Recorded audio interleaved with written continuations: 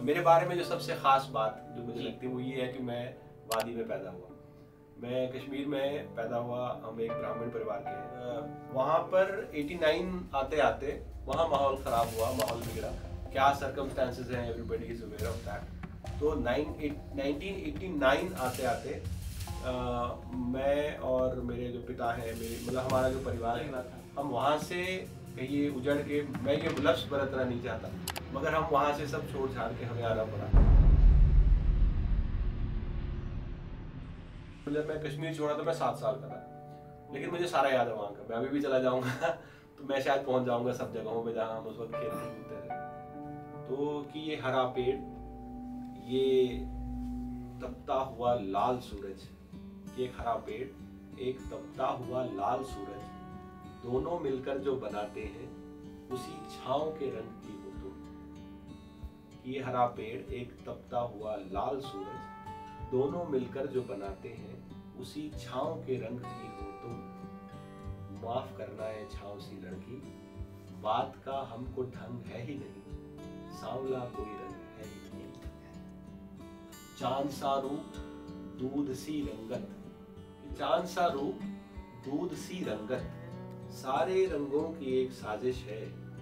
मेरी मानो तो छाँव सी लड़की, तुम सा होने की कोई ख्वाहिश है, इसकी लेकिन करो कोई परवाह, दिल तुम्हारा यूं तंग है ही नहीं, सांवला कोई रंग है ही नहीं, सांवला कोई रंग है ही नहीं। अपनी पलकों पर रखा तुमने, जब से अपनी पलकों पर रखा, कालिक को सब काजल काजल कहते हैं। नमस्कार, मी तन्मय टिल्लू आणि तिखट साखरच्या या खास एपिसोडमध्ये आपलं सर्वांचं स्वागत। आजचा एपिसोड काहीसा वेगळा असणार आहे, जो शब्दांनी भरलेला असेल, जो शायरीनं भरलेला असेल आणि कवितांचा असेल। होय, आजचा एपिसोड काहीसा वेगळा आहे आणि अशाच माणसाला आज आपण भेटणार आहोत, अशाच शायरला आपण भेटणार आहोत, जे खूप सहजपणे क्लिष्टचे क्लिष्ट ज्या गोष्टी आहेत, जे शब्द आहेत, जे थॉट्स आहेत, ते अगदी सहजपणे त्यांच्या शायरीमध्ये उतरवतात। त्यांचं नाव आहे विशाल बाग। सर, खूप खूप स्वागत। नमस्कार। तिखट साखरच्या या एपिसोडमध्ये आपलं खूप खूप स्वागत। बहुत बहुत शुक्रिया आपका। तिखट साकर में ये जो शो में आपने मुझे बुलाया है, आपके साथ बातचीत का मौका मिल रहा है, ये बहुत अच्छी खुशी की बात है मेरे लिए भी, और आई एम श्योर जो आपके सुनने वाले हैं, आपके जो चाहने वाले हैं, उनके लिए भी। तो बहुत बहुत शुक्रिया जो आपने मुझे इस शो में बुलाया। सर, मतलब शुरू करते हैं अभी। तो आप जिस प्रकार से ये शायरी का जामा पहनाते हैं, जी, कैसे कर लेते हैं ये कैसे होता है?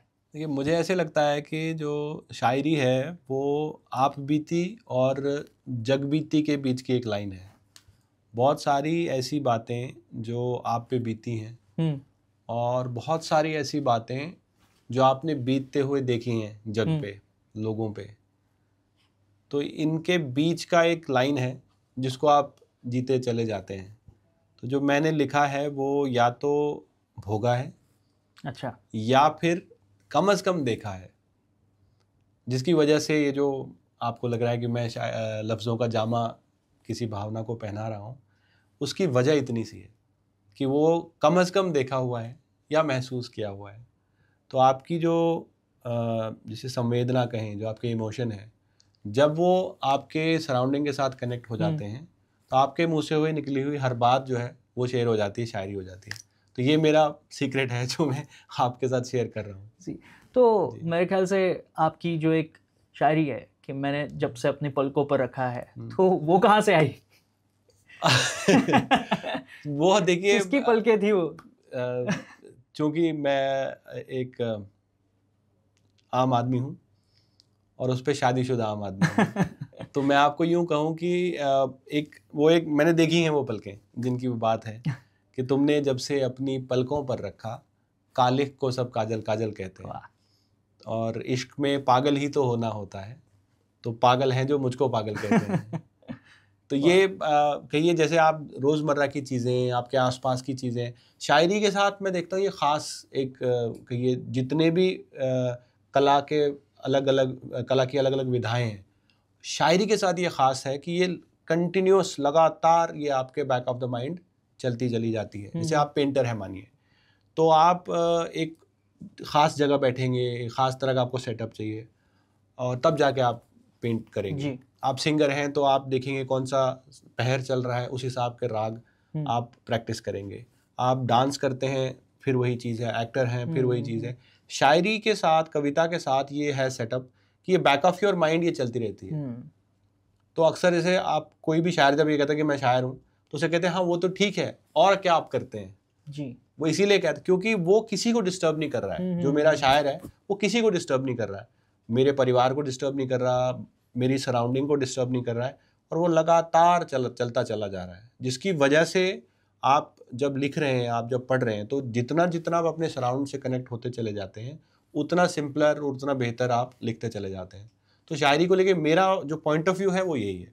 अच्छा, जैसे आपने अभी कहा, तो कविताएं छवि होती है समाज की, तो समाज में आजकल जो चल रहा है, तो उसका असर कविताओं पर, शायरी पर पड़ता है? मैं सोचता हूँ कि दोनों चीज़ें एक दूसरे को इन्फ्लुएंस करती हैं। जो समाज में घट रहा है, जैसे मैंने कहा कि मैं जो जग बीती है, जो जग पर बीत रही है, और जो आप बीती जो मुझ पर बीत रही है, ये दोनों आपस में कनेक्टेड है। तो जो शायरी में कहा जा रहा है, ये रिफ्लेक्शन है उस चीज़ का जो सोसाइटी में हो रहा है। जब दुष्यंत कहते हैं कि कौन कहता है आसमान में छेद नहीं हो सकता, एक पत्थर तो तबीयत से उछालो यारो, या जब उन्हीं का एक शेर है कि सिर्फ हंगामा खड़ा करना मेरा मकसद नहीं, मेरी कोशिश है कि ये सूरत बदलनी चाहिए। तो वो जो उनके उस टाइम का जो पॉलिटिकल एस्पेक्ट था, उस टाइम जो जेपी जब बिल्कुल अपने पीक पे थे, तो वो उस सारे चीज़ को उनकी शायरी को रिफ्लेक्ट कर रहा था।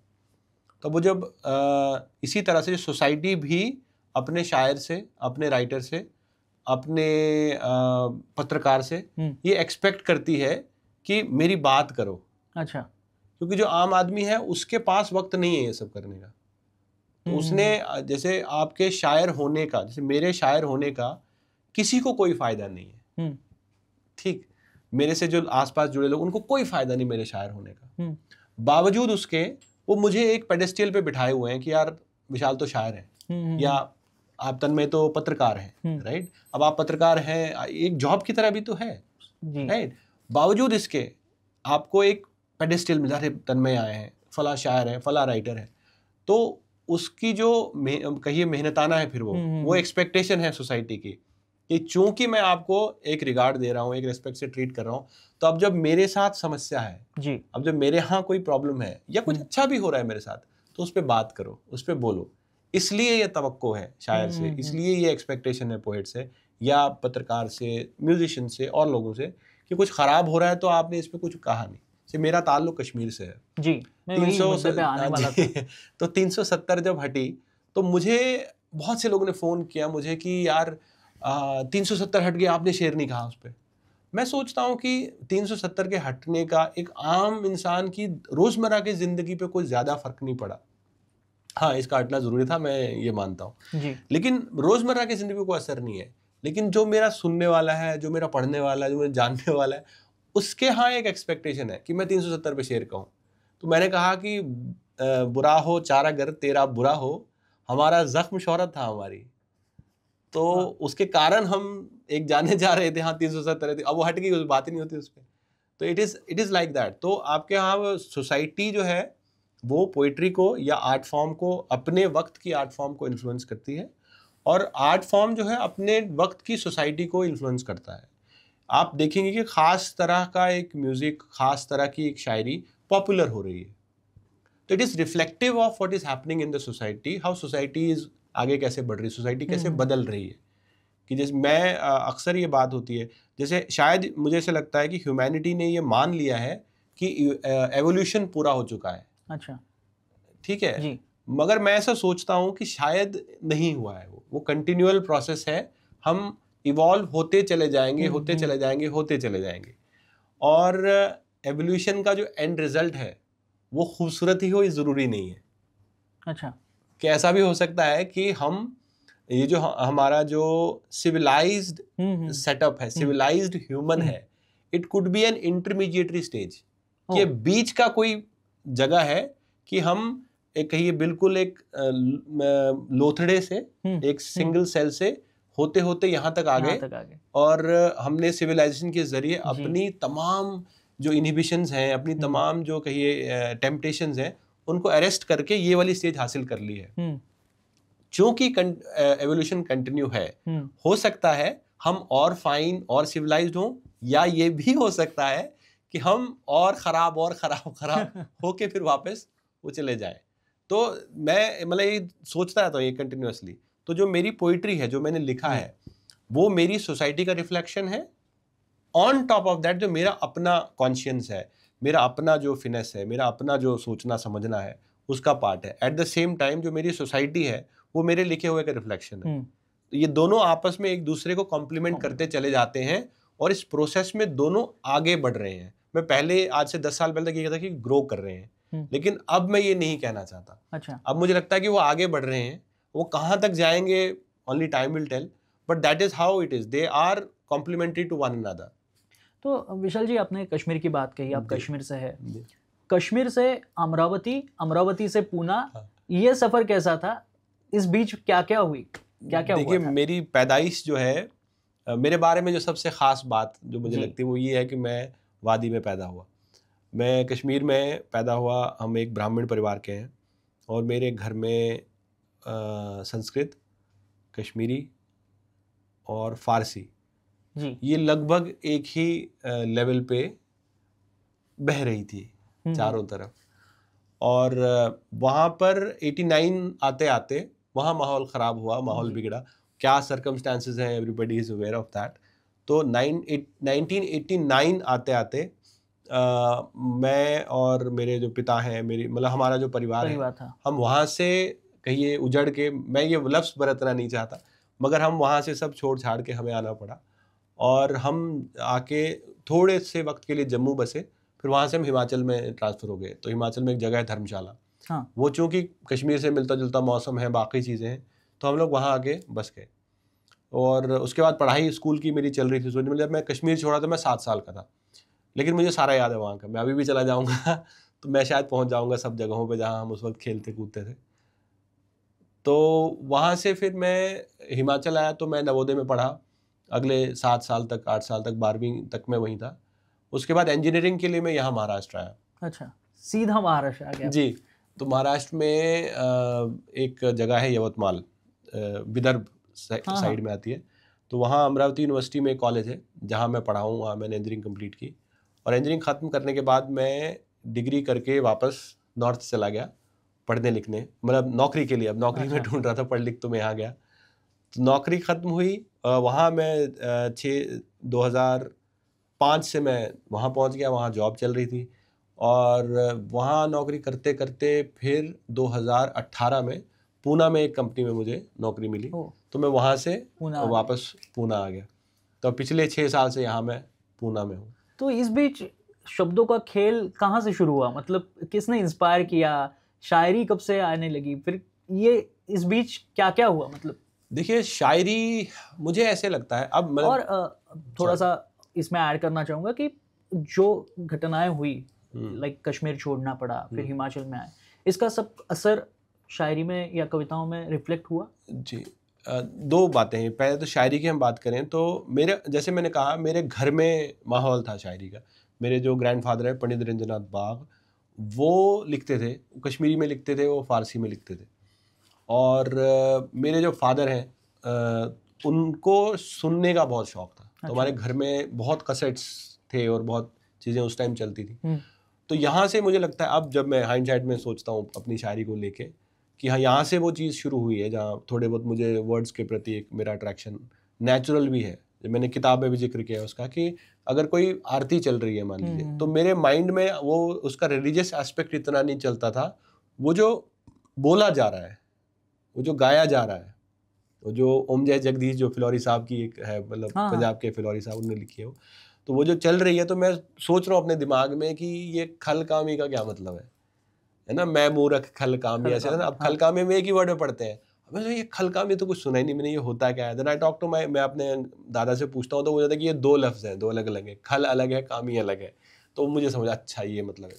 तो वहाँ से वो नेचुरल एक थोड़ा सा लैंग्वेज की तरफ मेरा अट्रैक्शन रहा है, जो मैं अब हाइंडसाइट में जब आप सोचते हैं तो महसूस करता हूँ। पोइट्री मेरे साथ उसी वक्त से चल रही है।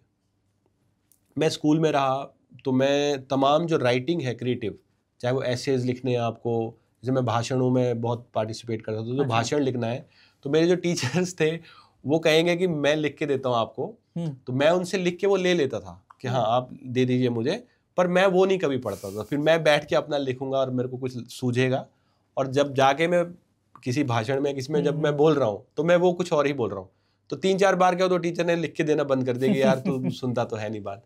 तो माइंड में वो जो क्रिएटिव राइटिंग का उस टाइम से चल रहा है। फिर कॉलेज आ जाता है, आप थोड़े से आपका एक्सपीरियंसेस बढ़ते हैं, आप एज एन इंडिविजुअल भी आप ग्रो करते हैं। तो उस वक्त तो यूं था कि वो क्लास के बच्चों को, क्लास के लड़के लड़कियों को इम्प्रेस करने के पॉइंट ऑफ व्यू से कि हाँ जी ये तो जगजीत सिंह सुनते हैं, ये तो लिख लेता है वगैरह वगैरह, उस तरह की चीज़ें मैं कर रहा था। तो उस समय क्या लिखा था, कुछ सुनाइए। उस वक्त का एक शेर है कि तेरी तू जान मेरे वास्ते तो, अच्छा, कि तेरी तू जान मेरे वास्ते तो पलट कर देखना इकरार ही था। वाह। तो ये कॉलेज के वक्त की शायरी है जो मैं कह रहा था। और वहाँ से फिर हम आगे बढ़ते हैं तो फिर नौकरी शुरू हो जाती है। नौकरी में आने के बाद फिर मैंने थोड़ा सा पोइट्री को सीरियसली लिया। बड़ा इंटरेस्टिंग एनेक्डोट है एक्चुअली ना, कि क्या हुआ कि मेरे एक दोस्त हैं, उनको सड़क पे एक इश्तिहार मिला। इश्तिहार में लिखा हुआ है कि किसी भी जबान के शायर मिले, और एक नंबर दिया है। ओके। So ये कहाँ की बात थी? ये है गुड़गांव, 2006 जब मैं नौकरी कर रहा हूँ वहाँ पे, 2006-07 के आसपास। तो मैंने उस नंबर पे फ़ोन किया, तो वहाँ एक बुजुर्गवार उन्होंने फ़ोन उठाया, तो मैंने कहा सर मैं शायर हूँ, ऐसा मैंने उनको कहा। तो वो हंस दिए और कहने लगे कि ऐसा करो तुम घर मिलने आओ मुझे। कहा इत्तेफाकन मैं उनके घर के ऑपोजिट रहता था सोसाइटी में, तो मैं उनकी सोसाइटी में चला गया, उनको मिला हुआ, उनको सुनाया मैंने थोड़ा, तो उनको लगा कि हाँ ठीक है। तो उन्होंने मुझे कहा कि भाई आप लिखते हैं, ठीक लिख लेते हैं, तो आपको थोड़ा सीरियसली लिखना चाहिए। लेकिन फिर उसके बाद वो जो प्रॉपर आप पढ़ना शुरू करते हैं एज अ पोएट, मतलब आप अपने क्लासिक्स को विजिट करते हैं, आप बाकी समझते हैं इर्द गिर्द, क्योंकि तब तक तो मुझे लगता था कि मैं ही लिखता हूँ बस, बाकी तो पागल हैं। तब तक मुझे ये लगता बस मैं लिख रहा हूँ। उसके बाद फिर थोड़ा सा मैंने सीरियसली किया, दिस इज अराउंड 2006-07 जब मैं सीरियसली लिखने लगा, पढ़ने लगा। 8-9 आते आते फिर मैं बाकायदगी से लिखना मैंने शुरू किया। और इस समय जो कि जॉब भी चल रही थी साथ में, तो एक बड़ा लिमिटेड सा टाइम शायरी को मिल रहा था। तो यहाँ से फिर मेरी शादी हुई 2011 में। उसके बाद फिर थोड़ा सा आप और स्टेबल होते हैं सोशली भी, मेंटली भी, तो वो लिखावट में आपकी उसका असर आता है। आपके साथ होने वाले हर बदलाव का जो असर है आपके शख्स पे, आपके पर्सन पे भी आता है, आपके काम करने पे भी आता है, आपकी जो आप यूनिवर्स क्रिएट करते हैं उस पे भी आता है। तो मेरे कश्मीर से आ जाने का, वहाँ से निकल के आ जाने का जो ट्रॉमा है वो कॉन्शियस नहीं है। अच्छा। वो सब कॉन्शियस है जी। कि वो यूँ समझिए कि जैसे मैं कहीं जाना नहीं चाहता। अगर मैं पूना में हूँ और मुझे कल कहीं जाना पड़े तो मेरा जाने का मन नहीं होता कहीं। अगर मैं चला गया हूँ तो फिर मेरा वापस आने का मन नहीं होता। तो मैं जब इसको प्रोसेस करता हूँ तो मुझे ऐसा लगता है कि ये ट्रॉमा वही है कि जो हमने घर छोड़ दिया। अब आज हम जितने बड़े फ्लैट में रहते हैं, इतना तो वहाँ सोचते भी नहीं थे, इतनी ज़मीन का तो सोचते नहीं थे ना कि यहाँ तक हमारी है, उसके आगे। तो वो ट्रॉमा आपकी बाकी चीज़ों को असर करता है। जैसे मैं कोई भी फल जब खरीदता हूँ, वो फल जो हमारे बाग में उगता था, जैसे आम खरीदते मुझे दिक्कत नहीं होती क्योंकि वहाँ नहीं थे। लेकिन मैं जब सेब खरीदता हूँ तो मुझे दिक्कत है। सही है। उसे आपका जुड़ाव होता है। हाँ, तो वो आपको एकदम से आपको कुछ फील आता है उसका कि वो, अब जब मैं समझता हूँ, प्रोसेस करता हूँ थॉट्स को, तो मुझे समझ में आता है कि ऐसा क्यों हो रहा है। लेकिन मैं कहीं जैसे मान लीजिए खुबानी देख लूँ, है ना, वो जो बादाम है हरे वाले, वैसे वो देख लूँ, तो मेरे माइंड में उसका मैं महसूस करता हूँ कि एक अननोन सी फीलिंग है जो महसूस होती है। तो वो ट्रॉमा आपकी पोइट्री पे भी है, वो ट्रॉमा आपके यूनिवर्स पे भी है, आपकी बाकी चीज़ों पे भी है। सही है। तो उससे आप, मतलब अब मैं उससे एस्केप नहीं करना चाहता। It's part of the personality, part of the life, and you kind of go along with it. तो ऐसे वो चल रहा है। और इसी बीच 16वां साल आ जाता है। हाँ, 16वां साल जो है वो मेरा कहिए पसंदीदा साल है। एक वो शेर है कि देखिए बाद में ज़रूरत थी, देखिए बाद में ज़रूरत थी, 16वें साल में मोहब्बत थी। वाह। तो वो उस टाइम का जो फीलिंग है ना, वो ट्रू है कि आप कन्विंस्ड हैं इस बात से कि ये जो ट्यूशन के पैसे चुरा के मैं कुछ दूसरा काम कर रहा हूँ, किसी को पता नहीं चल रहा है ना। हम कन्विंस्ड हैं इस बात से कि किसी को नहीं पता चल रहा, और अगले ही दिन वो पता चल जाता है। तो उस वक्त की जो फीलिंग्स हैं आपकी ना, तो वो ट्रू है। तो फॉर सम रीज़न चूँकि मैं हॉस्टल में पढ़ा, तो वहाँ वो जब आप 11th 12th वाले स्पेस में आते हैं तो आप ना you enter a sort of kingdom, मतलब आप जो है राजा से हो जाते हैं, क्योंकि आपके ऊपर बाकी चेक्स नहीं है। जो डे स्कॉलर जो घर में रहते हैं बच्चे, उनके ऊपर 10 तरह के और चेक्स हैं कि कितने बजे स्कूल गया, घर कब आया, होमवर्क किया कि नहीं। लेकिन हम हॉस्टल में हैं, वहाँ पे तमाम चीज़ें आपके एब्सोल्यूट कंट्रोल में हैं आपके। ऐसा आपको लगता है या आपको होती नहीं है, वो छलावा सा दिया जाता है, फील कराया जाता है कि सब आपके कंट्रोल में। तो मेरे माइंड में पता नहीं क्यों वो जो 16 साल है ना, वो अटका हुआ है।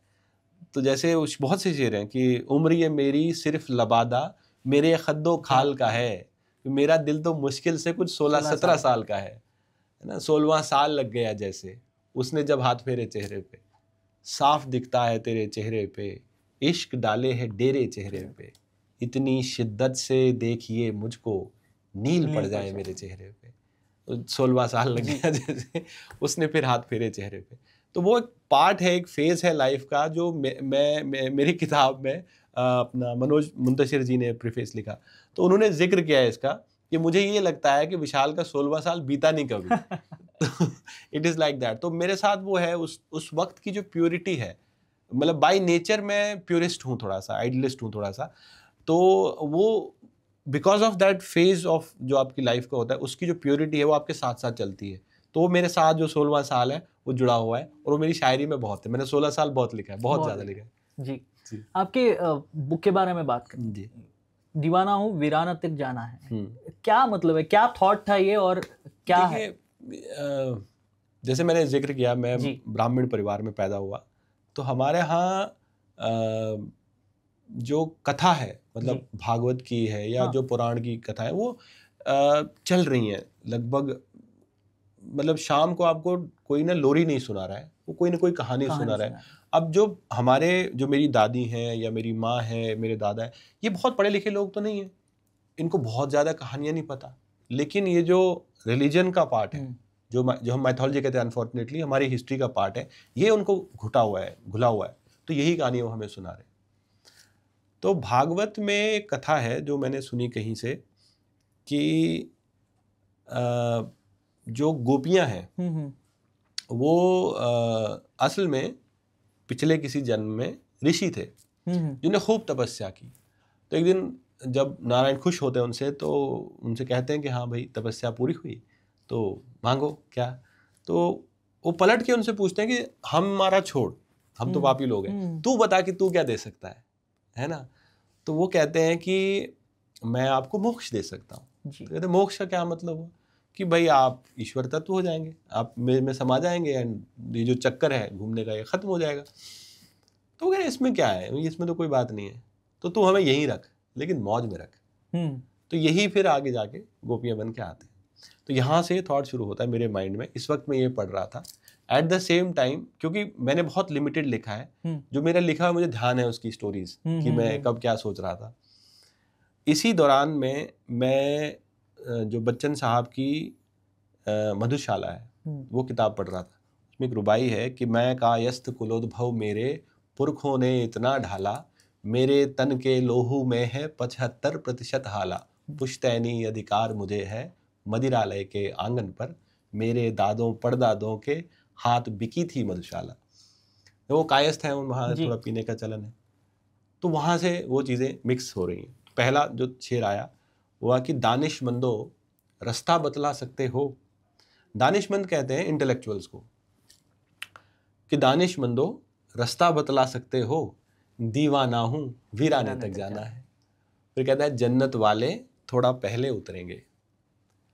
कि ये जो एब्सोल्यूट थॉट प्रोसेस है कि स्वर्ग इवेंचुअल गोल है, मोक्ष इवेंचुअल गोल है, विथ ऑल ड्यू रिस्पेक्ट मैं थोड़ा सा इससे कहिए मैं इसमें एग्री नहीं करता पूरी तरह से जी।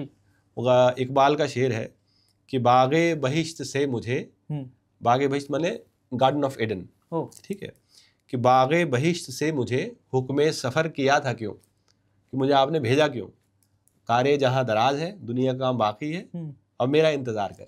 तो भगवान से कहता है, ठीक है, कि ऐसे एक शेर है कि इसमें मतलब हम भगवान से ही जब आप बात कर रहे हो, तो वो कहता है कि मेरी मुश्किल समझ मौला, कि हे भगवान मेरी मुश्किल को समझो, कि मेरी मुश्किल समझ मौला, छोड़कर जिस्म मुझको आना है जी, है ना। हाँ। तो वहाँ ये चल रहा है, तो दानिशमंदो रास्ता बतला सकते हो, दीवाना हूँ वीराने तक जाना है, और जन्नत वाले थोड़ा पहले उतरेंगे, जिनको जन्नत जाना है, स्वर्ग जाना है, वो पहले ही उतर जाएंगे।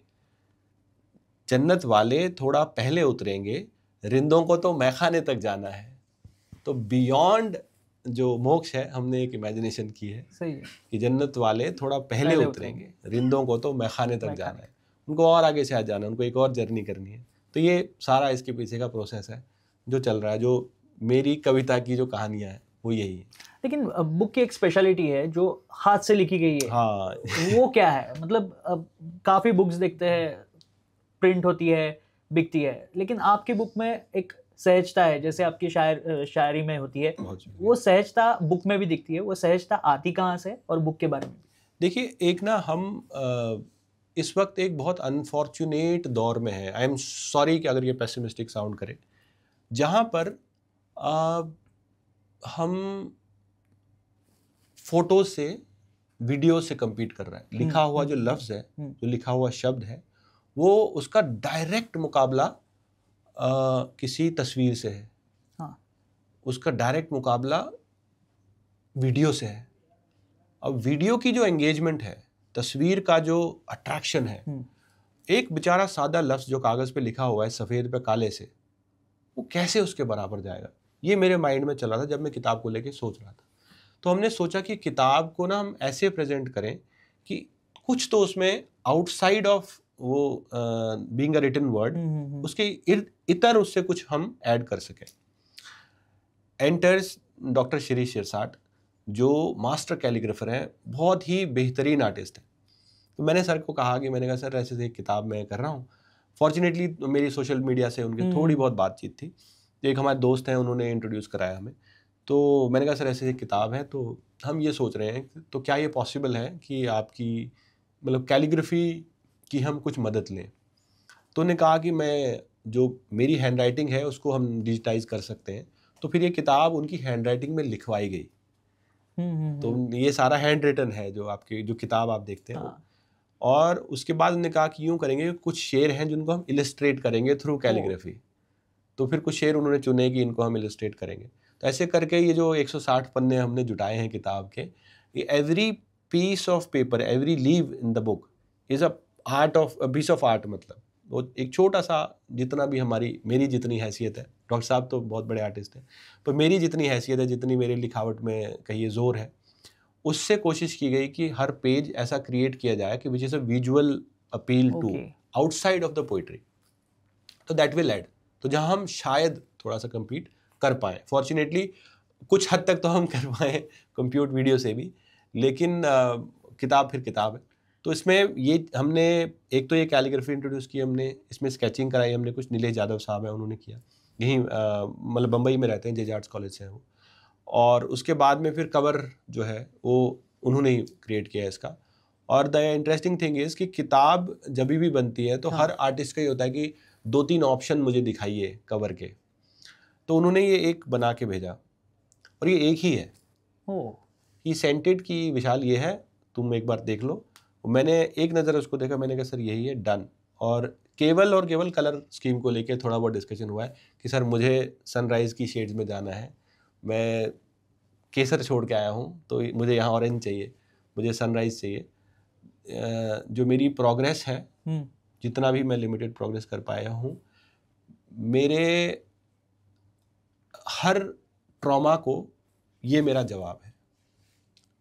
तो इसलिए मैं ब्राइट शेड्स की तरफ, प्रॉस्पेरिटी की तरफ, प्रोग्रेस की तरफ जाना चाहता हूँ। हमारा बचपन छूटा है, हमारी बिलोंगिंगनेस छूटी है, हम कहीं के नहीं रहे आ जाने के बाद। तो मेरे पास 2 ऑप्शन है, या तो मैं विक्टिम हो जाऊँ कि साहब कुछ रहा नहीं, या फिर मैं प्रोग्रेस करूं जी। और फिर मैं उसका वो मेरा जवाब हो। तो मेरा जवाब मेरी पॉजिटिविटी है, मेरी प्रोग्रेस है, और फिर जो मैं लिख रहा हूँ, जो मैं पढ़ रहा हूँ, ये है। हाँ, लेकिन जो क्लिष्ट भाव होते हैं उसे भी आप सहजता से कैसे लिख पाते हैं? मतलब इसका फॉर्मूला क्या है? देखिए, आर्ट में या ख़ास तौर से शायरी में जो लेबर ऑफ द लिटरेचर है उसको अच्छा नहीं मानते। मतलब मैंने ये भी पढ़ा है कि बहुत क्लिष्ट से क्लिष्ट लिखने वाले शायर देखे हैं या कवि देखे हैं जो काफी क्लिष्ट लिखते हैं जी लाइक किसी किसी को समझ में भी नहीं आती जी। लेकिन वो कहते हैं नहीं नहीं काफी अच्छा लिखा है, काफी अच्छा लिखा है। मैं ये एक कैटेगरी है और एक दूसरी कैटेगरी होती है। देखिए, मैं आपको कहूँ ना कि एक राज साहब का शेर है कि हमने घर में 200 साल से तोते पाल के रखे हैं, मीर तकी के शेर सुनाना कौन बड़ी फनकारी है। ठीक है, एक कविता में ख़ास तौर से जी। ये कहा जाता है कि कविता स्वतः सुखाए है। अब ये सूखती है, ठीक है, इससे इसका विरोध तो नहीं किया जा सकता है ना, मगर मैं एग्री नहीं करता इससे। कविता अगर स्वतः सुखाए होती तो मैं उसको कागज़ पे भी ना उतारता, मेरे जहन में आती, मैं खुश होता, आगे बढ़ जाता। अगर स्वतः सुखा, जैसे मेरी बाकी स्वतः सुखाई चीज़ें हैं, जैसे मेरा प्रेम है किसी से, मैं अपने बच्चों को कैसे रखता हूँ, उनके साथ कैसे खेलता हूँ, मेरी पत्नी है या प्रेमिका है या माँ है, उनके साथ जो मेरा सुख है वो तो मैं नहीं बांटता, उसको तो नहीं मैं छपवाता कहीं जी। मेरी सैलरी कितनी है, राइट। तो कविता का हम ये जो कह रहे हैं हम सब स्वतः सुखाए है, विद ऑल ड्यू रिस्पेक्ट, मैं नहीं मानता ये। स्वतः सुखाए होती तो फिर मैं उसको कागज़ पे न लिखता, फिर उसकी किताब न बनाता, फिर उसका एक पर्चा काट के किसी मैगजीन में न छापवाता, किसी मुशायरे में न जाता, कवि सम्मेलन एंड सो ऑन, राइट। तो ऐसे में कविता की जो ये क्लिष्टता है ये उसकी निजता है। ठीक, अब जब मैं ये कह रहा हूँ कि नहीं मैं तो जी तन्मय को सुनाऊंगा जाके, तो फिर ये मेरी रिस्पॉन्सिबिलिटी है कि उनको समझ भी आए वो बात, वो उस बात से कनेक्ट भी हों। तो जो मैं शुरू में जिक्र कर रहा था कि जो कविता की जो लेबर है, जब आप लिटरेचर पे लेबर करते हैं अपनी, तो इसको अच्छा नहीं माना जाता कि भाई नेचुरल जो आया था ये तो वही था। तो मैं ये मेहनत करता हूँ ऑन माई ओन कि मैं जो मेरे थॉट की कॉम्प्लेक्सिटी है, जो मेरी भाव की कॉम्प्लेक्सिटी है, वो मैं अपने तन पे झेलूं और फिर मैं उस बात को आसान से लफ्ज़ों में अपने पढ़ने वाले तक पहुंचाऊं ताकि उसको भी वो मिले, जो मैं लिख रहा हूं, जो मैं कह रहा हूं, उसको वो बात समझ आए एग्जैक्टली। और ये इतने आसान लफ्ज़ हों कि वो उसका अपनी मन मर्जी के किताब से भी कोई मतलब निकाल सके। इसीलिए आप अपनी मर्जी से चुनते हैं और आपने लिखा भी है। जी, हर अदा पर नहीं मरूंगा मैं, अपनी मर्जी से कुछ चुनूंगा मैं, हर अदा पर नहीं मरूंगा मैं।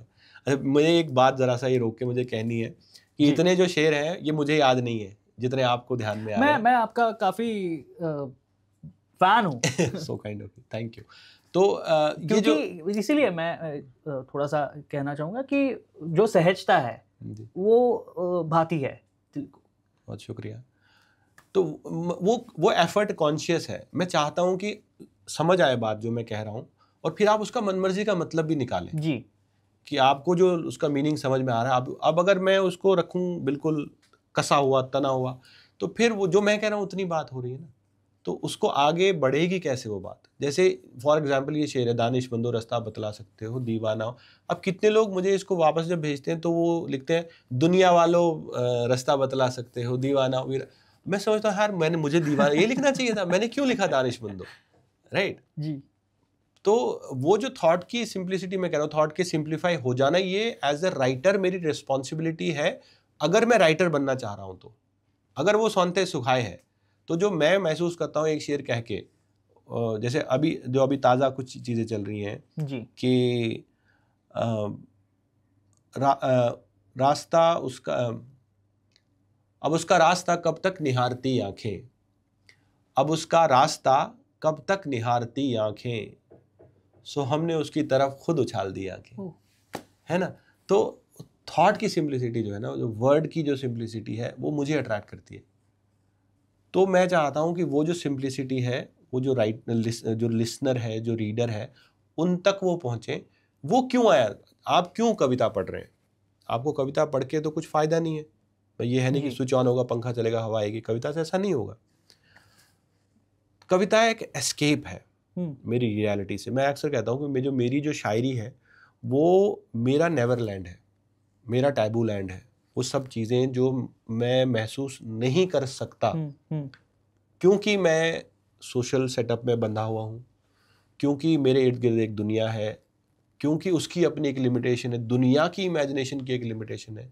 तो मेरे पास एस्केप है, मैं वहाँ जाता हूँ। आ गई ना फरेब में तुम भी, ये उदासी फरार है मेरा। तो वो उसका भी फरार है जो पढ़ने वाला रहा है। अब मैं उसको उलझा रहा हूँ लैंग्वेज की क्लिष्टता में, मैं उसको उलझा रहा हूँ वो लफ्ज़ के लच्छे में, है ना। वो बेचारा परेशान हो जाएगा ना। सही है। तो it is a conscious effort. मतलब आई एम ग्लैड कि आपने इसका नोट लिया, but it is a conscious effort कि मैं जो लिखूँ सिंपलेस्ट ऑफ द वर्ड्स में लिखूँ। मुझे कितनी ज़बान आती है, मुझे कितनी लैंग्वेज आती है, इसका आपके टाइम से कोई लेने देना नहीं है। मुझे फ़ारसी कितनी आती है इसका आप क्या कीजिएगा।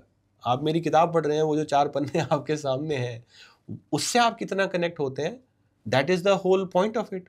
अब मैं झाड़ूं अरबी, मैं झाड़ूं फ़ारसी, है ना, तो बात बनेगी नहीं। फिर आप 2 पन्ने पलट के यार ये नहीं है हमारे लिए, कुछ और देखते हैं, आप कोई वीडियो देख लेंगे जी, राइट। तो that is the whole, it's a conscious effort कि मैं और कहने को मैं फ़ारसी भी थोड़ी सी कर लेता हूँ, मैं जान लेता हूँ, मैं पढ़ लेता हूँ, मैं पंजाबी पढ़ लेता हूँ, मराठी, गुजराती, ये सब चीज़ें मैं पढ़ी हैं, थोड़ी बहुत जानता भी हूँ। बट उसका आपको क्या बेनिफिट है? आपको तो वो 2 लाइन से मतलब है जो मैंने लिखी है, तो वो ऐसी हो जो आप ग्रास्प करें, आपके पास आए, दैट्स अबाउट इट। तो कहा जाता है कि जैसे उर्दू लफ्ज़ है, शब्द है, उससे प्लेसिबो इफेक्ट आ जाता है। हाँ। वो क्या होता है? लाइक लिटरली कोई शब्द होते हैं, लफ्ज़ होते हैं जो प्लेसिबो इफेक्ट देते हैं। अच्छा, पहले तो आपने जो ये बात कही ना, ये प्लेसिबो इफेक्ट का, मुझे ऐसे लगता है कि ये जो कुछ ज़बानें हैं ख़ास तौर से, जैसे उर्दू है जी, पंजाबी है, मराठी का जो बम्बैया वाला हाँ, एक्सेंट है, वो ऐसे हैदराबादी वाला जो एक्सेंट है, सेम इफ़ेक्ट इटालियन में भी है कि लोग क्या करते हैं, उसको सुन के वैसा बोलने की कोशिश करने लगते हैं। आप बम्बई जाइए ना, तो वहाँ पर वो लोग कर्रेला वर्रेला ऐसे वो करने लग जाते हैं। आप उधर जाइए हैदराबाद, तो वहाँ पर लोग वो नक्को वक्को बोलने लग जाते हैं। Same goes for Punjabi, same goes for क्या बोलते हैं इटालियन, जैसे मैं कह रहा था। तो इसके लिए ये जो प्लेसिबो आपने यूज़ किया फ्रेज़, ये परफेक्ट है। मतलब आगे से मैं यही फ्रेज़ यूज़ करूँगा इसके लिए। प्लेसिबो का एक प्रॉब्लम है कि at the end of the day it is not real, right. ये जस्ट आपको एक छलावा क्रिएट होता है। उर्दू के साथ या जब किसी भी दूसरी शायरी ज़बान के साथ जब आप इस तरह की ट्रिकरी में जाएंगे, इस तरह की चालाकी में जाएंगे, तो उसका इफ़ेक्ट भी उतनी देर रहेगा ना। प्लेसिबो कितनी देर रहता है? मेरा जो टारगेट है, या मैं कहिए मैं जो लिख रहा हूँ, वो इसलिए थोड़ी ना है कि मैं ये बताऊँ कि देखिए मुझे कितनी ज़बान आती है। बड़े बड़े लोग पैदा हुए, विवेकानंद नहीं रहे, बताइए, राइट। विवेकानंद से बड़े हैं क्या हम? नहीं। सावरकर से बड़े हैं क्या? नहीं ना। तो पॉइंट ये है कि उस तरफ जाना क्यों है। मैं ये सोचता हूँ कि मैं लिखता क्यों हूँ, मुझे अच्छा लगता है। This is 1 line answer. तो अब जो मैं चूँकि लिखने लग गया, मुझे अच्छा लगने लगा, और अब वो हवस आ गई कि मेरा लिखा पढ़ें लोग, है ना। तो मतलब आई एडमिट दिस कि हाँ, वो मुझे है वो कहिए उस चीज़ का ग्रीड कि हाँ, विशाल ने अच्छा शेर कहा, ये है मुझे, मैं एक्सेप्ट करता हूँ ये, ठीक है। तो इसलिए अब मेरा जो पढ़ने वाला है उसको भी अच्छा लगे, तो इसलिए वो सिंप्लिसिटी चुन रहा हूँ मैं। वो जो सिंप्लिसिटी चुनने की वजह से मुझे बहुत सारी शायरी कुर्बान भी करनी पड़ रही है। बहुत मुश्किल है ये सादा बयानी, बहुत आसान मेरे काफ़िए हैं। वाह। तो जो मेरा पढ़ने वाला है, जो मेरा सुनने वाला है, उसको भी ये सिंप्लिसिटी मैसर हो, ताकि जब वो मेरी किताब देखे, कोई वीडियो देखे या कोई शेर पढ़े, तो वो फरार महसूस करे, वो एस्केप महसूस करे जो उसकी रियलिटी ने उसके इर्द गिर्द बांध दिया है। Hence this choice. आपका एक शेर है, नज़्म है शायद, कि सांवला रंग। हाँ, तो उसके पीछे की क्या कहानी थी? तो थोड़ा सा डिकोड करके बताएंगे तो और वो सुनना चाहूँगा मैं। देखिए, हमारे यहाँ चूँकि हमारे मुल्क का कॉलोनियल एक पास्ट है, हमारे यहाँ कई सिविलाइजेशंस ने अटैक किया। मतलब यहाँ हूण आए, यहाँ शक आए, यहाँ मुग़ल आए, अंग्रेज़ आए, पोर्चुगीज़ आए, फ्रेंच भी आए थोड़ी देर के लिए। बहुत सारी सिविलाइजेशंस यहाँ आई, उन्होंने हमला किया, इलाका जीता वगैरह वगैरह और अपने असर छोड़े। सरप्राइजिंगली इनमें से जो ब्रिट्स का जो इम्पैक्ट है, ब्रिटिश का जो इम्पैक्ट है वो सबसे ज़्यादा है। मेरे पर्सनल ओपिनियन में शायद चूँकि वो रिसेंट है, हाँ, इसलिए है। हो सकता है और 700 साल बाद, 500 साल बाद जब और कोई बैठ के इंटरव्यू कर रहा हो तो उसको ये बात वैलिड ना लगे। तो क्या हो गया, उस कॉलोनियल पास्ट के कारण हर सफ़ेद चीज़ अच्छी लगने लगी हमको। तो हमने सुंदर को शराफत से कनेक्ट कर लिया कि हर सुंदर व्यक्ति शरीफ भी होगा, हमने ये मान लिया। ठीक है, और इस बात से ज़्यादातर लोग कन्विंस्ड है। हाँ, ठीक है, वो जो फ्रेज़ है अंग्रेजी में कि ब्यूटी इज़ पावर, मुझे लगता है उसको थोड़ा सा अगर हम उसको और एक्सपैंड करें तो we will enter the thought that actually वो जो खूबसूरत है उसको हम शरीफ समझ लेते हैं और हम अपना गार्ड डाउन कर लेते हैं, उससे डरते नहीं हम। ठीक है, हम उसकी ऑ में बैठ जाते हैं, हाँ बढ़िया। जैसे चांद हमें ज़्यादा अच्छा लगता है, ठीक है, सूरज नहीं इतना अच्छा लगता। फ़ायदा सूरज से है, धरती पे जीवन सूरज के कारण चल रहा है, हम चांद के सीधे पड़ रहे हैं। मुझे सूरज पे 2 शेर सुना दीजिए। चांद पे गुलजार साहब की हर चौथी लाइन में चांद आ जाता है, राइट। तो यहाँ से ये बात शुरू होती है मेरे जहन में। एक हमारी मित्र हैं, बहुत ही काबिल हैं वो, रंग उनका ज़रा सा पक्का है, तो वो हर तीसरी चौथी छठी लाइन में अपनी बात करते वक्त वो ये ले आती कि अरे मैं ना यार ऐसे, वो तो यहाँ से वो शुरू होता है थॉट। तो मुझे ऐसे लगता है सब कॉन्टिनेंट में ख़ास तौर से जो पेनिनसुला, इंडियन पेनिनसुला जो है, यहाँ ख़ास तौर से आप सरप्राइज होंगे, इवन अफ्रीका में भी रंग को लेके जो है वो एक तरह का डिस्क्रिमिनेशन है। हाँ, कि समबडी जो साउथ ऑफ अफ्रीका में है एंड देन समबडी जो मोंगो उस तरफ है, उनमें समझ में आती है वो चीज़ें। इंग्लैंड में, यूएस में, हमारे यहाँ तो चलिए है ही। तो वहाँ से ये बात शुरू होती है तो कि ये हरा पेड़, ये तपता हुआ लाल सूरज, कि एक हरा पेड़, एक तपता हुआ लाल सूरज, दोनों मिलकर जो बनाते हैं उसी छाँव के रंग की हो तुम। कि ये हरा पेड़, एक तपता हुआ लाल सूरज, दोनों मिलकर जो बनाते हैं उसी छाँव के रंग की हो तुम। माफ़ करना ये छाँव सी लड़की, बात का हमको ढंग है ही नहीं, सांवला कोई रंग है ही नहीं। छाँव की तरह नर्म हो तुम भी, छाँव की तरह नर्म हो तुम भी, अपने होने का दम नहीं भरती, तुमको महसूस करना पड़ता है, आँखों को तुम नज़र नहीं आती। हाय अफसोस सारी दुनिया को, देखने का ये ढंग है ही नहीं, सांवला कोई रंग है ही नहीं। चांद सा रूप, दूध सी रंगत, जो हमारी मेंटल मेकअप है यही कहते हैं, चांद सी महबूबा हो मेरी। कि चांद सा रूप, दूध सी रंगत, सारे रंगों की एक साजिश है। 7 रंग मिलते हैं तो सफ़ेद हो जाता है। कि चांद सा रूप, दूध सी रंगत, सारे रंगों की एक साजिश है, मेरी मानो तो छाँव सी लड़की, तुम सा होने की कोई ख्वाहिश है, इसकी लेकिन करो कोई परवाह, दिल तुम्हारा यूँ तंग है ही नहीं, सांवला कोई रंग है ही नहीं, सांवला कोई रंग है ही नहीं। तो ये एक सरसरी कॉन्वर्सेशन है, एक हमारी दोस्त है उनके साथ। तो फिर वो आगे जो शुरू की 4-5 लाइनें हैं वहीं तक कविता है, आगे फिर हमने कलम घसीटी है जो फिर आगे वो बन रही है। बट वो थॉट है, मुझे ऐसे लगता है कि हमारी सोसाइटी को ख़ास तौर से इस चीज़ की ज़रूरत है। मैं चाहता हूँ कि ये जो पोएम है इसका हम एक एलैबोरेट तरीके से इसके साथ इसको ट्रीट करें और इसको प्रेजेंट करें।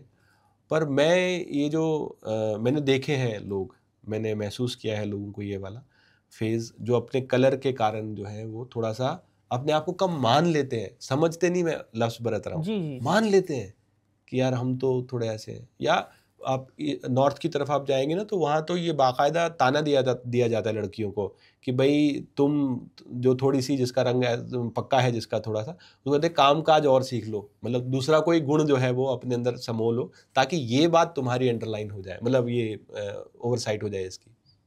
शायद इसीलिए हमारे देश में क्रीम का धंधा अच्छा चलता आप देखिए फेयर एंड लवली। है। आगे बढ़ते हैं जी। आज का समाज और कश्मीर की अगर बात करें, दोनों लिखने का जो फ्रीडम है उसके बारे में बहुत चर्चा होती है, बहुत कहा जाता है। वहाँ पे कोई अड़चनें आती है आजकल अगर देखा जाए कि नहीं लिख सकता मैं, उसी के ऊपर बहुत सारी बातें भी हुई है। देखिए लिखने पे आपके लिखे हुए पे जो सबसे पहला सेंसर है वो राइटर खुद ही है जी, कि मुझे क्या लिखना है, क्या नहीं लिखना, कितना नहीं लिखना, कितना लिखना है। अगर आप पब्लिक फोरम पे लिख रहे हैं तो ये आपकी रिस्पॉन्सिबिलिटी है कि आपको पढ़ने वाला आपके लिखे से ऑफेंड हो रहा है या आपके लिखे से अवेक हो रहा है। आप किसी को अपनी जब उसकी कोई मानिए कमी की तरफ आपको इशारा करना है तो आप इस चीज़ का ख्याल रखते हैं कि मैं इसको दुखी ना करूं, ठीक है, लेकिन मैं इसको ये बात कहूं कि साहब ये आपको ठीक करना पड़ेगा, कि विशाल ये यार थोड़ा ठीक कर ले अपना, ठीक। तो जब हम लिख रहे हैं अगर हम इस चीज़ का ख्याल नहीं करेंगे, ठीक है, वो जो एक बॉर्डर लाइन है, वो जो एक कहिए जो हमारी सिविलाइज्ड हो जाने की वजह से जो एक हमने बॉर्डर लाइन क्रिएट कर ली है, जो क्रॉस नहीं की जा सकती किसी भी सूरत में, जब वो क्रॉस होगी तो ये वाला जो कॉन्फ्लिक्ट है वो शुरू हो जाता है, ठीक है। आपका जोक है या आप कोई मान लीजिए व्यंग्यकार है, आपका व्यंग जब वो बॉर्डर क्रॉस करेगा, आपका कवि जब वो बॉर्डर क्रॉस करेगा, आपका सिंगर जब वो बॉर्डर क्रॉस करेगा, तो दे विल फेस ऑपोजिशन, ठीक है। अब ये अगर हम थोड़ा सा इसको पॉलिटिकल पॉइंट ऑफ व्यू से देखने की कोशिश करें तो ये हमारे मुल्क में या for that matter human society में जो इंडिपेंडेंस है, जो आज़ादी है, वो एब्सोल्यूट नहीं है, ठीक है। आप मुझे गाली नहीं दे सकते, अगर हम यहाँ बैठे हैं, चाहे मैं आपके घर में बैठा हूँ ना, मुझे गाली नहीं दे सकते, है ना, आप टच नहीं कर सकते मुझे, राइट। आप बोले जी मैं तो आज़ाद हूँ। तो मुझे ऐसे लगता है कि ये हम यहाँ पर पहुँच गए हैं। दूसरा एक और चीज़ हो गया है, वो हो गया कि हम बहुत ही जल्दी ऑफेंड हो जाते हैं, हम बड़े टची फीली हो गए हैं। मतलब एक ये फ्रेज में मैं नहीं बरतना चाहता, लेकिन अनफॉर्चुनेटली ये ट्रू है। हर दूसरी बात हमारी भावना भड़का देती है, हर तीसरी चीज़ से हम परेशान हो जाते हैं, हर चौथी चीज़ है वो हमारे किसी का कोई ट्रॉमा ट्रिगर कर देती है। तो और इसकी जो वजह मैं समझता हूँ वो ये है कि over the period of time, at least urban side में, मैं रूरल यूनिवर्स ही अलग है, लेकिन एटलीस्ट अर्बन लाइफ में, अर्बन इलाकों में, अर्बन सोसाइटी में एक ईज ऑफ लाइफ आ गई है। मिसाल के तौर पे मेरी माँ को जब खाना बनाना होता था, जब मैं 7 साल का 6 साल का था, तो उन्हें सुबह 5 बजे उठना है जी। 5 बजे उठ के उनको पहले वो सब चूल्हा चौका सेटअप करना है, फिर वो चूल्हा जलेगा और एक ख़ास आंच पे जलेगी लकड़ी, उस पर खाना बनेगा, उसको उतना वक्त लगेगा। अब जब मैं अपने बच्चों का बैठ के, या मेरी जो वाइफ है वो कभी बच्चों के लिए कुछ बनाएंगी, तो उनको एक ट्रिगर करना है और आपकी हाई टेम्परेचर फ्लेम आपके लिए अवेलेबल है। अब हुआ क्या, इस सारे ने हमारा बहुत सारा टाइम फ्री कर दिया हमारे लिए। अब ये फ्री टाइम में चूंकि आम तौर पर जो लोग हैं हमारे आसपास मेरे जैसे, उनके पास करने को बहुत ज़्यादा कुछ है नहीं, और फिर हम ये जो सेल्फ डाउट और इन चीज़ों में जा रहे हैं, और फिर हर दूसरी चीज़ हम ढूंढ रहे हैं कि हम किससे परेशान हो रहे हैं, किससे दुखी हो रहे हैं। तो that is getting into all this. Writer जो क्रिएटिव है, जो लिख रहा है, उसको ये सब प्रॉब्लम तो फेस करनी ही पड़ेंगी, क्योंकि that is the whole point of it. आप जो चीज़ें सोसाइटी में देख रहे हैं उनके ऊपर जब आप कमेंट्री कीजिएगा या किसी को आप उसकी कमी की तरफ उसका ध्यान दिलाएंगे, तो आप ये एक्सपेक्ट, मतलब ये बाय डिफ़ॉल्ट होगा कि वो डिफेंड करेगा पहले अपने आप को। ये ह्यूमन नेचर है, ये टेंडेंसी है। तो हमें उसके लिए तैयार रहना पड़ेगा एज अ राइटर कि हाँ मैं ये लिख रहा हूँ। जैसे मंटो कुछ लिख रहे थे मान लीजिए जी, या इवन यहाँ पे जैसे जब फुले कुछ लिख रहे थे तो वो रेडी थे इस चीज के लिए। उन्होंने कहा भी है कि भाई मेरा तुम लोगों से मतलब नहीं है, मैं ये चाह रहा हूँ कि आगे की जो जनरेशन है वो पढ़ी लिखी पैदा हो, उनको पता हो कि हमारे राइट्स क्या है। जब अम्बेडकर कुछ कह रहे थे तो उनको मालूम था कि उनको ऑपोजिशन मिलेगा, तो that is the part of it. अब अगर मैं उस ऑपोजिशन की ही कंप्लेन करने लग जाऊं कि देखो साहब ये तो मुझे लिखने नहीं दे रहे, तो फिर मेरे को राइटर होने की जरूरत ही नहीं ना, फिर मैं घर बैठूं आराम से, क्योंकि मैं एक स्टेटस को चैलेंज कर रहा हूँ। ये कह सकते हैं साहित्य विरोध से सशक्त हो जाता है। बिल्कुल है, उसका देखिए पर्पस ही वही है ना।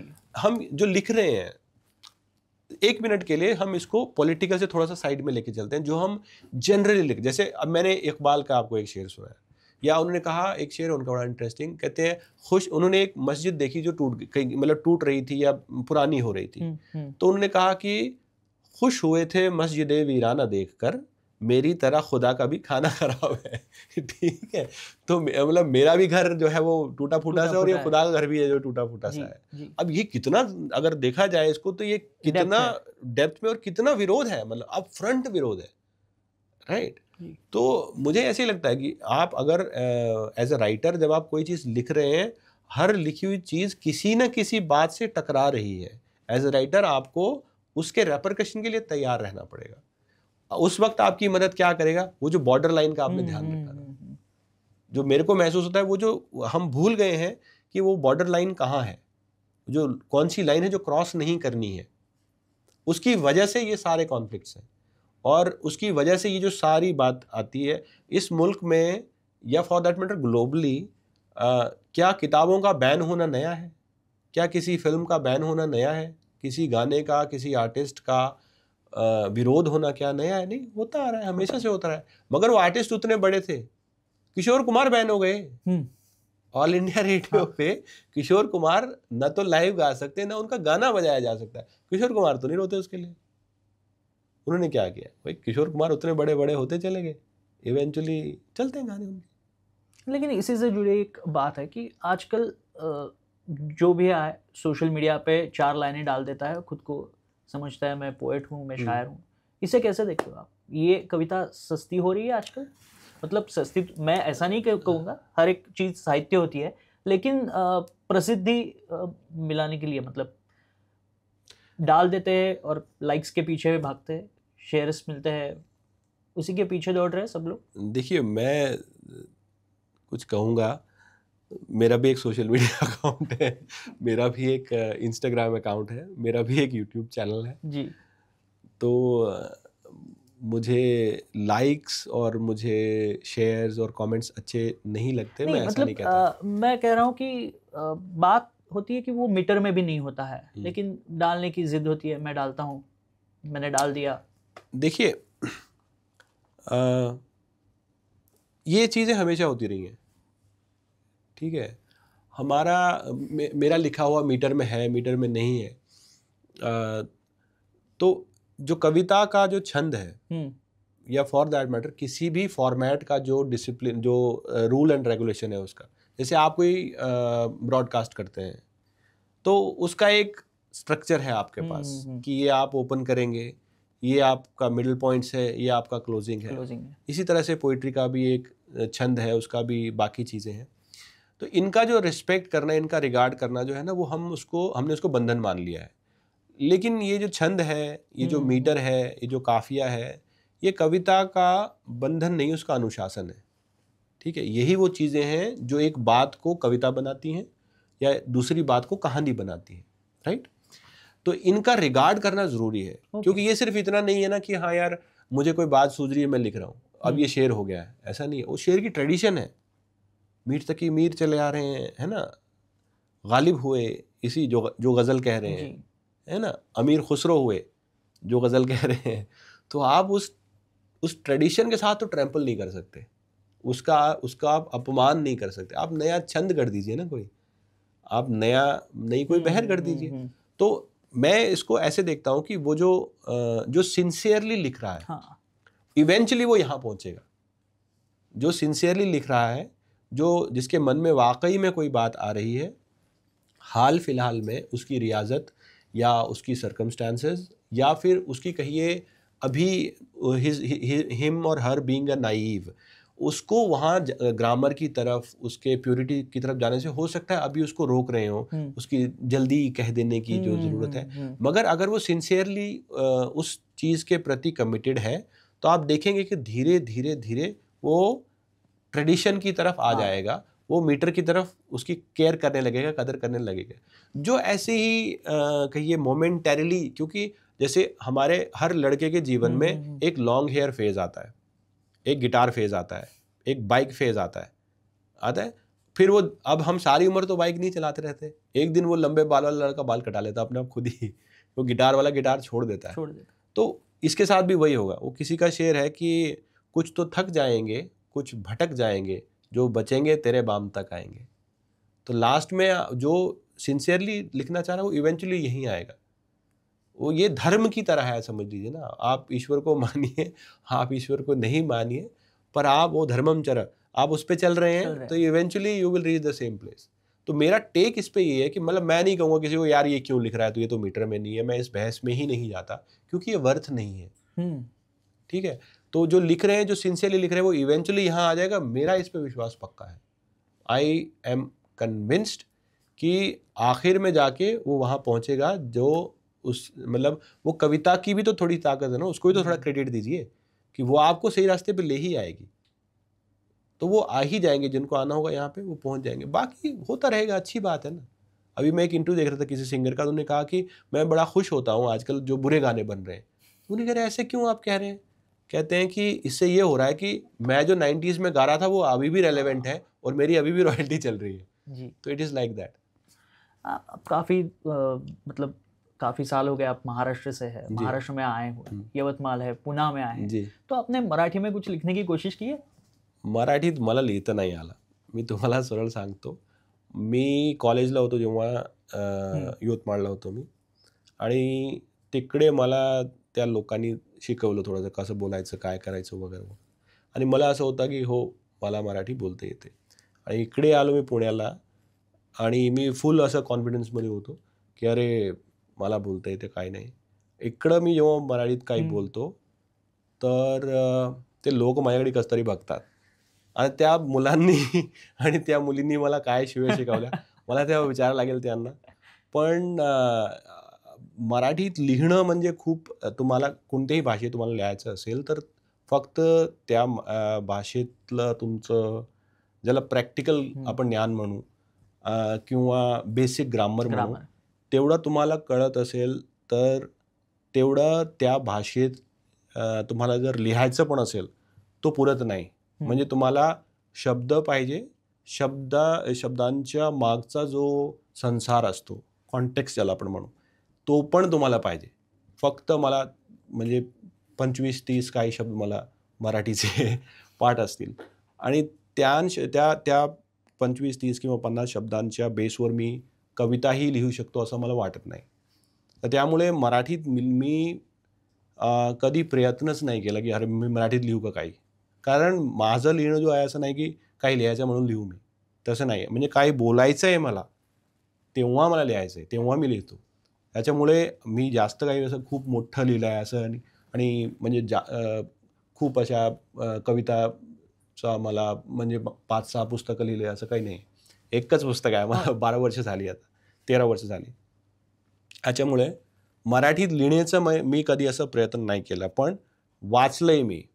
म्हणजे आपण कॉलेजला होतो तेव्हा एक पुस्तक असायचं, तो मी माझा, चंद्रशेखर गोखले यांचा, चारोळी त्यांचे, मी माझा, असं मी माझं, पुन्हा मी माझं, त्यांचे वेगवेगळ्या पुस्तके आहेत। त्यातलं मला एक आठवतो, तुला सगळं काही देऊनही माझी ओंझळ भरलेली, तुला सगळं काही देऊनही माझी ओंझळ भरलेली, पाहिलं तर तुझी ओंझळ माझ्या ओंझळीत धरलेली। तो मुझे उतनी ही मराठी आती है कि मैं उसको एंजॉय कर सकता हूँ, कि मैं कोई लावणी चल रही है तो आई कैन अंडरस्टैंड कि उसका जो अंडर करंट है, कि वो उसका जो ह्यूमर है उसके पीछे, जैसे वो एक वो मैं अभी रेडियो पे आ रहा था, कसं काय पाटील बरं है का, है ना, वो इस तरह के और भी आते हैं बहुत सारे, लागला एक खोकड़ा, ऐसे बहुत सारे गाने हैं। ढगाचं वो क्या है इनका, दादा कोंडके वाली एक फिल्म में आता है, ढगाला लागली कळ। तो आई कैन अंडरस्टैंड, मतलब मुझे उसका समझ में आ रहा है ह्यूमर, मुझे समझ में आ रहा है उनका जो विट है, पर मुझे इतनी मराठी नहीं आती कि मैं बैठ के कविता लिखूं, मैं बैठ के उसको विशाल जी, एक आखिरी सवाल जी फिर हम अपनी ये जो गुफ्तगू है ख़त्म करेंगे यहाँ पे। हमारा पॉडकास्ट का नाम है हमारे तिखट साखर। जी हर एक के लाइफ में एक फेज़ आता है, कुछ चीज़ें मीठी होती है, कुछ सबक सिखाने वाली होती है, या हमेशा दिमाग में रहती है। आपके लाइफ में ऐसा तिखट साखर मोमेंट कौन सा था? मैं आपको एक रिसेंट बताता हूँ। जी। मैं बॉम्बे में चूँकि लिख रहा हूँ, मैं कुछ डिवोशनल लिखा मैंने, कुछ फिल्में में लिखी, कुछ गाने भी आए, तो मुझे एक गज़ल के स्पेस में काम करने वाले म्यूज़िक डायरेक्टर हैं, उन्होंने बुलाया, और मैं और भी इनसे मिलता हूँ, और राइटर से और डायरेक्टर से और भी डायरेक्टर से, क्योंकि वो इवन दो लिरिक्स मेरा प्रॉपर स्पेस नहीं है, वो थोड़ा सा मेरे लिए अनचार्टेड वाटर्स है, तो वहाँ पे मुझे थोड़ा सा एक रिगार्ड मिला, क्योंकि मैं थोड़ा सा कुछ लिख लेता हूँ। तो एक दिन मैं एक गज़ल के म्यूज़िक डायरेक्टर के पास गया, किसी के थ्रू, ऐसे वैसे उनसे टाइम मिला बड़ी मुश्किल से, तो उन्होंने बोला हाँ सुनाइए आप। तो मैंने उनको, मैं यहाँ एकदम कॉन्फिडेंस के साथ गया था कि भाई मैं आपको सुनाता हूँ कुछ, तो मैंने सुनाया उनको, उन्होंने कहा हाँ ये क्या है, ये तो गज़ल भी नहीं है। तो अच्छा। ये कह के उन्होंने मुझे भगा दिया वहाँ से कि भाई ये तो नहीं चलेगा, ये तो है भी नहीं कुछ, ये तो गज़ल ही नहीं है जो आप कह रहे हैं। और मैं वहाँ से निकल के आ गया। नीचे मुझे एक म्यूज़िक डायरेक्टर मिले जो उसी बिल्डिंग में उनका, वो तो बहुत बड़े म्यूज़िक डायरेक्टर हैं। तो मैं उनको देखा, तो मैंने उनको नोट किया। अब आउट ऑफ कहिए कर्टसी उन्होंने भी मुझे नोट किया, वो मुझे नहीं जानते थे, मैं जानता था क्योंकि बड़े। तो मैंने कहा कि सर मैं एक लिरिसिस्ट हूँ, अभी एक म्यूज़िक डायरेक्टर से लगभग जो है जलील होके आ रहा हूँ, आप हाथ मिला लेंगे मेरी हिम्मत बड़ी रहेगी। तो and he actually shook my hand, और हम वहाँ से फिर निकल आए। बाद में मैं और गाने लिखे, बट वो जो मोमेंट है कि मुझे लगा था, बड़े कॉन्फिडेंस से मैं गया वहाँ, और वहाँ जाके जो है उन्होंने बिल्कुल भगा ही दिया कि भाई ये तो है भी नहीं कुछ। और जहाँ मुझे लगता है कि नहीं मेरा स्पेस नहीं है, वहाँ बड़ा रिकॉर्ड अच्छे से मिला। मैंने जैसे डिवोशनल मैंने लिखा, मेरे भोलेनाथ गाना है, 50-60 मिलियन लोगों ने उसको देखा यूट्यूब पे, तो वो सोचा भी नहीं था मैंने कि ऐसा हो जाएगा। तो वो कंट्रास्टिंग जो आप पूछ रहे हैं, ये इस तरह के इंसिडेंट्स हैं लाइफ के। जी विशाल जी, आज हम अपने टाइम दिया, वक्त दिया, और ये सब जर्नी हमारे साथ शेयर की, बहुत बहुत धन्यवाद। जी बहुत शुक्रिया आपका, आपने इतना वक्त दिया, पहले तो इस पॉडकास्ट का हिस्सा बनाया। ज़ाती तौर पे मैं बड़ा मुरीद हूँ आपकी प्रेजेंटेशन का, आपके ब्रॉडकास्ट का, जो आप न्यूज़ कास्टिंग करते हैं उसका, आपके सारी टीम का, पूरे चैनल का, जो भी लोग आपके साथ काम कर रहे हैं, सबका बहुत शुक्रिया।